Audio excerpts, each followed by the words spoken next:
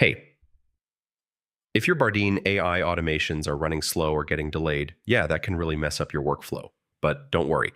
In this video, I'll show you exactly how to fix the delay issue step by step. All right, first, check your internet speed. Bardeen relies on cloud processing, so a slow or unstable connection can cause delays. Next, look at your automation. If it has too many steps or heavy tasks, yeah, that can slow things down. Try simplifying it or breaking it into smaller workflows. Too many open tabs can also affect performance. Close unnecessary tabs to free up memory and improve speed.